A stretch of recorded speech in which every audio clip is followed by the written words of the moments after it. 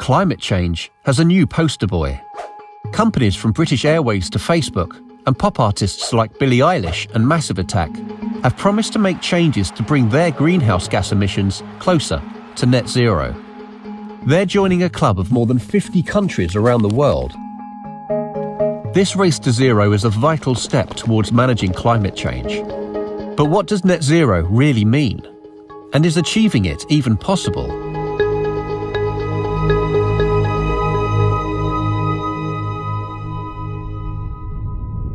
Net zero has gone viral.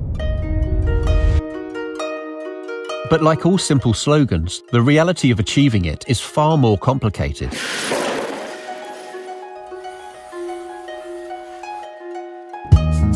Humans burning fossil fuels has resulted in more carbon dioxide in the atmosphere, which is warming the planet. To stop the warming, the level of greenhouse gases in the atmosphere has to stop rising. The obvious way to do that is to stop emitting them, but that's easier said than done. For some industries, such as aviation and manufacturing, eliminating emissions is really hard. In the years leading up to the Copenhagen Climate Conference in 2009, scientists realized something. It wasn't possible to cut emissions fast and thoroughly enough to meet the temperature targets that policymakers wanted. What was needed was to actively remove greenhouse gases from the atmosphere too. People began to talk about a world in which greenhouse gas emissions and greenhouse gas removals balanced each other out, so that the overall effect was net zero. The countries that signed up to the Paris Agreement pledged to turn this idea into reality by agreeing to balance their emissions and removal of greenhouse gases in the second half of the century. To achieve net zero emissions, we need to do two things. One, which is more obvious, is to cut our output of greenhouse gas emissions from things like burning fossil fuels. But the other is actually to take emissions out of the air. And that's the harder and sometimes more obscure aspect of getting to net zero. This is known as negative emissions, and the scale on which they might be required is one reason that net zero targets will be hard to achieve. We'll need to go from a world economy that pumps out on the order of 40 billion tons of CO2 a year to one that sucks down, that is, removes billions of tons per year in the future to get to that net zero future. There's different ways to do this. Forests do this naturally through biological processes or sinks, but what we're really looking at now to achieve ambitious climate targets are man-made approaches. Some methods for removing greenhouse gases from the atmosphere are already being used at scale, such as the planting of new forests and improving soil so it can store more carbon. But there are new technologies at a much earlier stage of development. Among them, ways of capturing carbon dioxide and storing it underground.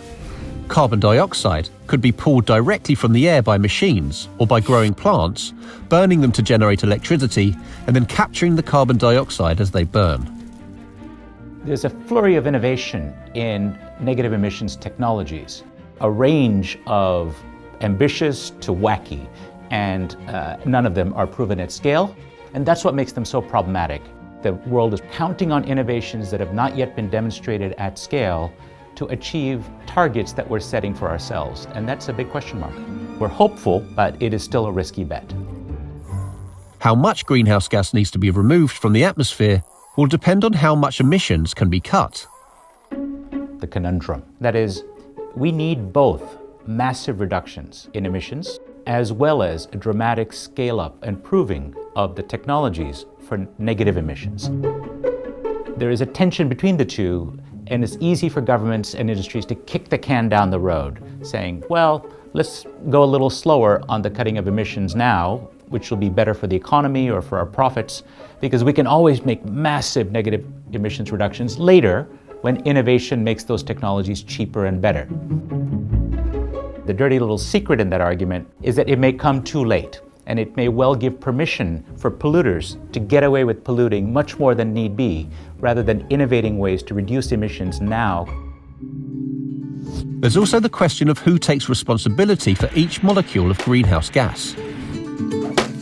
One of the most difficult challenges is that lots of countries and companies and individuals don't want to own up to their carbon footprint. For example, carbon-intensive countries like India, China, other emerging markets that are producing enormous amounts of emissions today, they point out that the goods they produce, for example, may be consumed by Americans or Europeans, so they should do the negative emissions.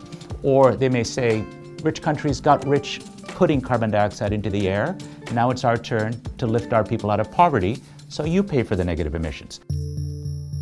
As yet, there is no universal policy for accounting for and attributing emissions. Today, governmental net zero pledges cover over 2/3 of the global economy. America and the EU are working towards a target of net zero by 2050. And President Xi of China, the world's largest emitter, has pledged to achieve carbon neutrality before 2060. Some people see ambitious climate targets and say, fantastic, the problem's getting solved. Here's the problem. A target is no guarantee that we're going to get to the goal. It's important to have targets. It binds society together, it gives you a direction in which policy is going to go, it gives investors and markets some idea and some degree of certainty as to what investments to make. However, we often fall short of targets also, we should remember. Most government policies focus on cutting emissions rather than how to tackle negative emissions. Embracing, enacting, and scaling a negative emissions plan to get to net zero is a Herculean task. This is something far bigger than, say, the moonshot or other initiatives that it's often compared to, because this involves really every economy on Earth, every government, ultimately every citizen. All of us have to be involved and change the way we live. And it's not just a technological revolution, we need a revolution in our mindsets. I'm Vijay Vaidiswaran, The Economist's Global Energy and Climate Innovation Editor. To keep up to date with all of our climate change coverage, please click on the link. Thanks for watching, and don't forget to subscribe.